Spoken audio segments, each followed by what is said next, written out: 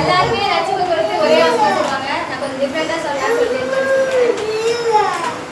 ரட்சிப்பு முதல்ல ரெஃபரன்ஸ் என்னது? நூல்கால இருக்குது. இன்றைக்கு நீ பரதேசி என்னோட கூட அப்படின்னா எல்லா ரெஃபரன்ஸுமே சொல்லலாம். ரட்சிப்புனா அதுதான் ரெஃபரன்ஸ்.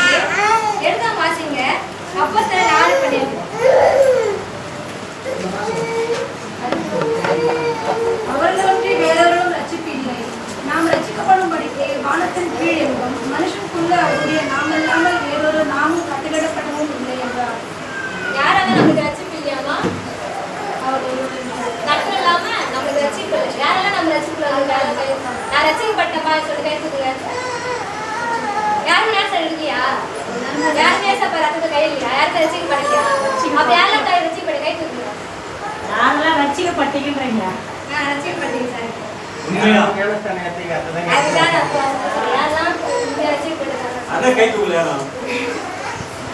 கர்த்தர் நம்ம ரட்சிக்கதான் இந்த உலகத்துக்கு வந்தார். பாவிகளை மீட்கவும் நம்ம ரட்சிக்கவும் தானே இந்த உலகத்துக்கு வந்தாரு. எடுத்து வாசிங்க. லூக்கா 19:10. இறந்து போனதை கேளவும் ரட்சிக்கவுமே மனுஷகுமாரன் வந்திருக்கிறார் என்றார். எதை மத்த இடத்துக்கு வந்தார்?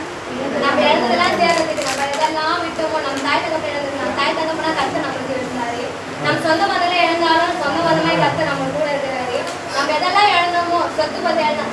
யோபு எல்லாமே இழந்தான். ஃப்ரெண்ட்ஸுங்களை இழந்தான், சொத்து பத்துல இழந்தான், ஆடு மாடுகள் இழந்தான். அதெல்லாம் கர்த்தர் என்ன பண்ணாரு? கர்த்தர் அவன் உண்மையை தேடினான். உலகங்களை தூசிக்கல. அதனால அவனுக்கு என்ன பண்ணாரு?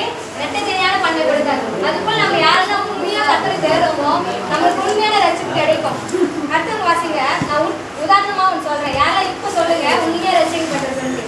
எடுத்தவங்க வாசிங்க. மத்தேயு 5:13.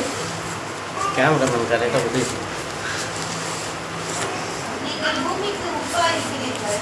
உப்பானது சாரமற்று போனால் இடினால் சாரமாக வெளியே கொட்டப்படுவதற்கும் மனுஷரால் மிதிக்கப்படுவதற்குமே ஒழிய வேறொன்றுக்கும் உதவாது.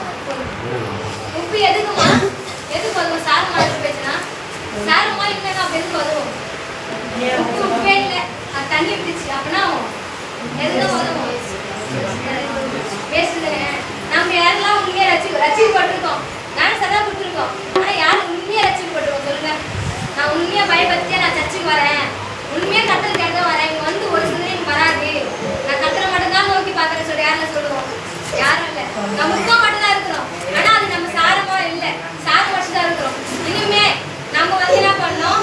சாரமா இருக்கணும், உப்பா இருக்கணும். இந்த உலகத்துக்கு நம்ம உப்பா இருக்கணும். நம்ம சாரம் வச்சு போனா வேஸ்ட். யாருக்குமே நம்ம உதவாது, யாருக்குமே நம்ம நோய் யூஸ் ஒண்ணுமே யூஸே கிடையாது. அது ஒரே ஒரு லைன் மட்டும் பாடுறேன்.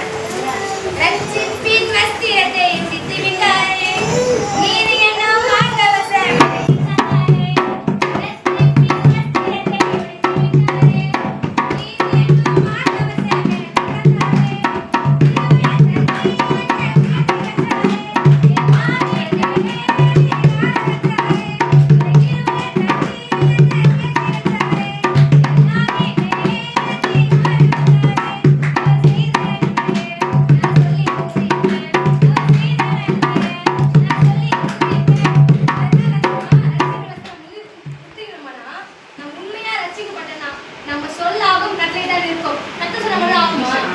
நம்ம சொன்னாலும் இருப்போம், நம்ம சொன்னாலும் நோய் ஓடும், நம்ம சொன்னாலும் பேய் ஓடும், சுகம் கிடைக்கும். நம்ம உண்மையா ரட்சிக்கப்பட்டோம்னா, உண்மையா ஏசப்பாவை தேடணுமானா நம்ம நாவி மேல கர்த்தர் அதிகாரம் வச்சிருக்காரு.